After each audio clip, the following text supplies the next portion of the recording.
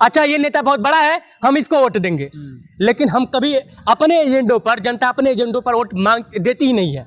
अगर मैं भाजपा के किसी नेता मंत्री से सवाल कर लेता हूं, उनका मुकदमा ले लेता हूं, तो मैं सच्चा और क्रांतिकारी पत्रकार कुछ लोग के लिए हो जाता हूं। सिद्धमरिया कांड हुई तो और भी इन पे आरोप लग रहे हैं, लड़ाकू टाइप के हैं, कभी विधायक से लड़ जाते हैं, कभी सांसद मंत्री से लड़ जाते हैं, कभी किसी ब्लॉक प्रमुख को फोन करके हड़काते हैं। हम पहले अपने आप को भारतीय कहते हैं, हम अपने आप को धर्म के हिसाब से हिंदू मुस्लिम कहते हैं, और वहीं पर वार करके सारे मुद्दे उसके बाद ठंडे बस्ती में चले जाते हैं। अगर मैं पत्रकारिता कर रहा हूं, इस पेशे में हूं, तो मैं आपको सिर्फ सच दिखा सकता हूं, वो कतई नहीं दिखा सकता हूं जो आप देखना और सुनना चाहते हैं। मैं बोलता हूं ना कि नमस्कार, इनसाइड भारत टीवी देख रहे हैं आप, मैं हूं विकास गोस्वामी। ये क्या है? परिचय ही तो है। इस परिचय को जानने के बाद आप क्या अंदाजा लगाएंगे? अगर मेरे बारे में पूछा जाएगा तो आप लोग क्या कहेंगे? कितनी बार हमने वोट दिया इस मामले को लेकर कि हमारे दरवाजे पे कोई सांसद विधायक अगर वोट मांगने आए, कितनी बार हमने कहा है कि सांसद जी विधायक जी वोट तब दे जब हमारे एरिया के लेखपाल बढ़िया हुई। अगर वो लोग हिंदू मुस्लिम, अगर ब्राह्मण यादव और तमाम चीजें नहीं करते हैं तो ये इस तरह से उंगलियों पे नचा नहीं पाते। बिल्कुल। आज मैं बड़ी गाली सुनूंगा आपके कमेंट बॉक्स में, बहुत गाली सुनूंगा। देवरिया में हुए नरसंहार के बाद सोशल मीडिया पर कुछ पोस्ट वायरल होते हैं, कुछ पेजेस पे लाइव किया जाता है प्रेम यादव के घर के सामने से। ये घटना कल की है। उसके बाद से शाम को ही पूरे के पूरे तहसील में धारा 144 लागू है।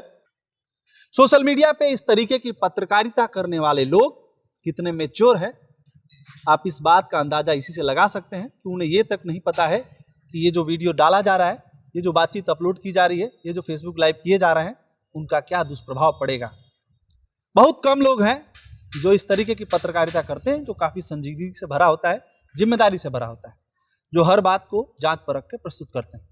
उन्हें में एक है इनसाइड भारत टीवी गोरखपुर से विकास गोस्वामी। विकास गोस्वामी जी आज हमारे साथ हैं।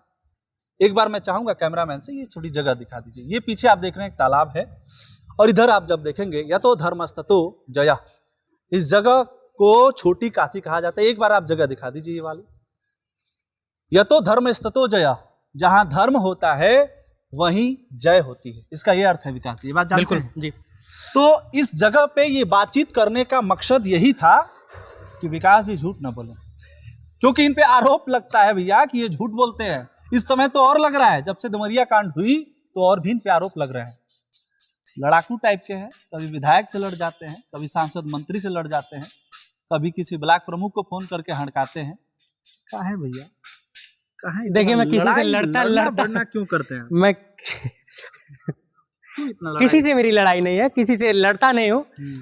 अधिकारियों का मतलब कि अधिकारों के लिए, आम जनता के और अपने अधिकारों के लिए जो जिम्मेदार लोग हैं उनसे अपने हक की मांग करता हूं। अगर इसको आप लड़ाई का नाम देंगे, यदि आप इसको जंग का नाम देंगे तो आप स्वतंत्र हैं, पूरा भारत स्वतंत्र है, कोई किसी को कुछ भी कह सकता है।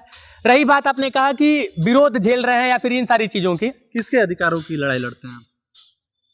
देखिए है क्या कि अधिकारों की लड़ाई किसके लिए लड़ा जा सकता है?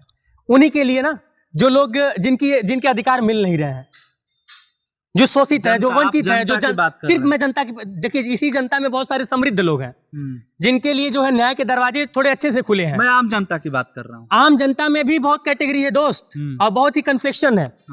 इसको आपको समझना पड़ेगा कि आम जनता में भी अगर आप प्रभावशाली मतलब की पहुंच रखते हैं तो आपके साथ बढ़िया से न्याय होगा, अगर नहीं रखते हैं तो कई बार ऐसा होता है, देखने को मिला है कि आपके साथ न्याय नहीं हो पाता है। सोशल मीडिया पे जो गालियां सुन रहे हैं आप, वो क्या है? ये नया थोड़ी ना यार, मामले को लेकर नहीं, ये नया थोड़ी ना है। इसके पहले नेता के सपोर्टर कर आते थे, मैं बता रहा आप हूं। जातिवादी हो गए। नहीं, मैं बता रहा हूँ। देखिए है क्या, जातिवादी क्यों हो गए आप?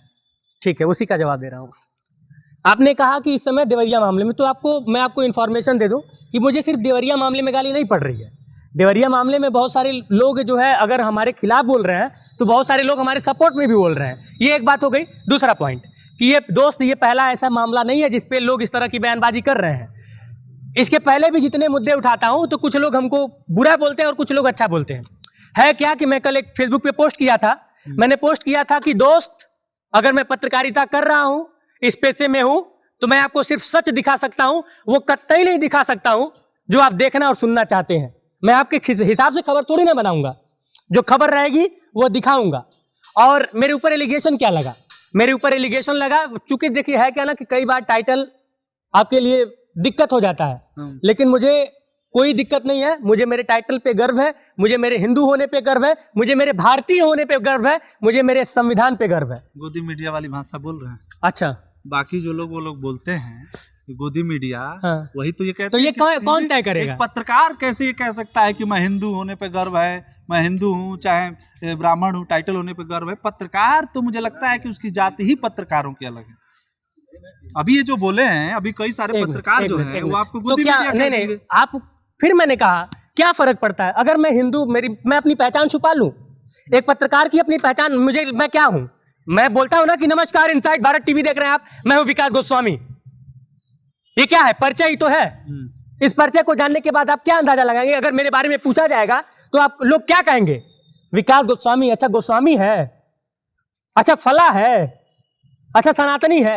यही तो लोग परसेप्शन बनाते हैं। आज जो गालियां पड़ रही हैं, अगर गलती से विकास यादव होता तो नहीं पड़ती, लेकिन अगर विकास यादव होता तो बाकी अन्य जो मामले थे वहां पे गालियां पड़ती। विकास सिंह होता तो कहीं और गाली सुनता, विकास कुछ और होता तो कहीं और गाली सुनता। तो ये टाइटल देख के ही तो तय किया जा रहा है ना कि आप जातिवादी हैं कि क्या है क्या नहीं है। लेकिन ये पहली बार थोड़ी ना है।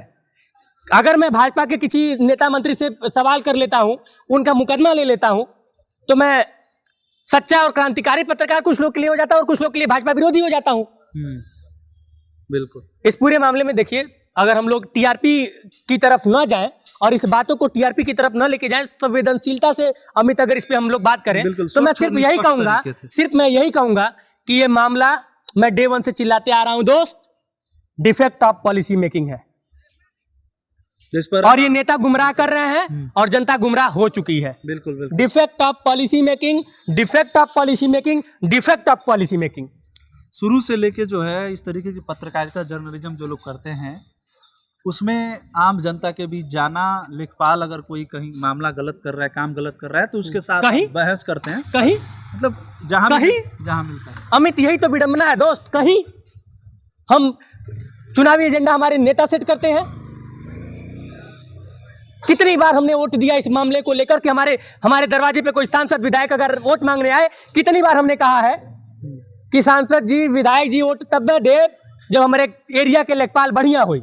सांसद जी विधायक जी वोट तब दे जब हमारे एसडीएम साहब ईमानदार रही है, डीएम साहब ईमानदार रही है। कितनी बार बताइए, हमारी जनता ने जो हमको आज गाली दे रही है, अपने गिरबान में जाके झाँक के देखे कि कितनी बार टाइटल देखेंगे, हम फला टाइटल के हैं, फलाने नेता हमारे हैं, फलाने नेता जितने के बाद घरे पूछूं हमें कि नहीं हमें। हम इस बात से प्रभावित हो जाते हैं कि फॉर्च्यूनर का काफिला कितना लंबा है, अच्छा ये नेता बहुत बड़ा है, हम इसको वोट देंगे।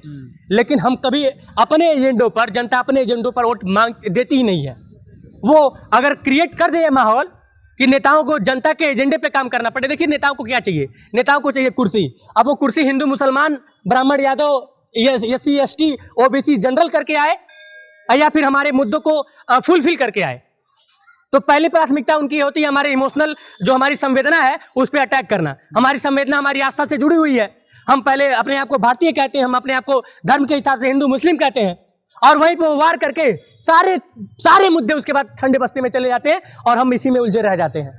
कैसे? लेकिन मेरी बात समझ में नहीं आएगी। कैसे होगा?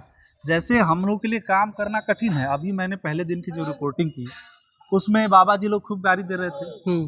दूसरे दिन की रिपोर्टिंग की, उस पे यादव जी लोग खूब गाली दे रहे थे। इधर दोनों लोग का एकदम मिक्स होके आ रहा है।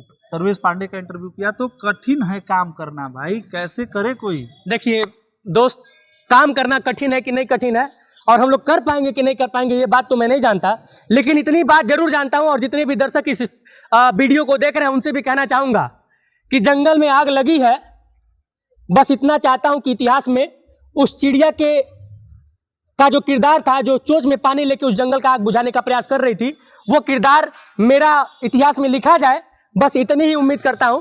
बाकी लोग सुधरेंगे कि नहीं सुधरेंगे वो मेरे हाथ में तो नहीं है। मैं खुद को सुधार लूं और खुद सही काम कर पाऊं, यही कर पाऊंगा, और अमित आप भी यही कर पाएंगे। अगर आप इससे ज्यादा सोच रहे हैं ना, तो आप सिर्फ परेशान हो सकते हैं, क्योंकि इस जनता को मैं समझ चुका हूं। जनता मतलब खुद ही दोषी है दोस्त, पहली दोषी इस देश की जनता है। अगर वो लोग हिंदू, मुस्लिम, अगर ब्राह्मण, यादव और तमाम चीजें नहीं करते हैं, तो ये नेता इस तरह से उंगलियों पे नचा नहीं पाते। बिल्कुल। आज मैं बड़ी गाली सुनूंगा आपके कमेंट बॉक्स में, बहुत गाली सुनूंगा। चलिए, अभी तो उसी पे हम लोगों ने चर्चा की। Vikas ji, thank you for thank you दोस्त। Precious time. देखिए, मुझे लगता है कि इस दौर में, जिस दौर में पत्रकारिता दो धड़ों में बढ़ चुकी है, गोदी मीडिया और दरबारी मीडिया, उस दौर में इस तरीके के लोगों को और एक चीज मुझे फर्क नहीं पड़ता कि जो भी मेरे फॉलोअर हैं, व्यूअर हैं, किस समुदाय के हैं, कब मुझसे नाराज हो जाएंगे, कब मुझसे खुश रहेंगे। दोस्त, इस बात का वादा जरूर कर रहा हूं, अगर जब तक हाथ में माइक है, आपको सिर्फ सच दिखाऊंगा। आप नाराज होइएगा, आप खुश रहिएगा, आपके ऊपर है, लेकिन हो सके तो मंथन जरूर किया कीजिएगा। पूरी वीडियो जब देखिएगा, कोई भी वीडियो, तो मंथन जरूर कीजिएगा। आप यकीन जानिए, मंथन करेंगे तो बदलाव जरूर आएगा। बिल्कुल। कई लोग कमेंट में ये कह रहे थे कि 500 की माइक और 13,000 का फ़ोन। तो मैं दो चीज़ें बता दूं, ये फ़ोन जो है ये 20,000 वाला है और ये माइक 22,000 वाला है। तो ये मत आप उसमें रहिएगा। ऐसा नहीं है कि भिखमंगे आदमी है, खाने को ठिकाना नहीं है। कैमरा भी पड़ा 1 लाख बहुत कुछ है, लेकिन फिर भी समाज में बदलाव के लिए हम लोगों ने ये बीड़ा उठाया है कि पत्रकारिता के माध्यम से, स्वच्छ और निष्पक्ष पत्रकारिता के माध्यम से इस समाज के एक भी व्यक्ति को अगर हम सही दिशा दिखा पाए, उसको सही मार्ग बता पाए, वही हमारे लिए पत्रकारिता का अर्थ होगा। हम उसी को सार्थक जीवन मानेंगे। गाली देना न देना ये आपके संस्कार हैं, लेकिन हमारी रिपोर्टिंग शुरू से अंत तक देखिए, इनकी भी देखिए, हर एक पत्रकार को देखिए। आप सोचते हैं कि आपकी जाति का, आपके धर्म का स्वार्थी होकर वो पत्रकार अगर उस तरह से रिपोर्टिंग करे तो आप खुश रहेंगे, तो आपको मुबारक। बने रहिए हमारे साथ। हमें स्वच्छ और निष्पक्ष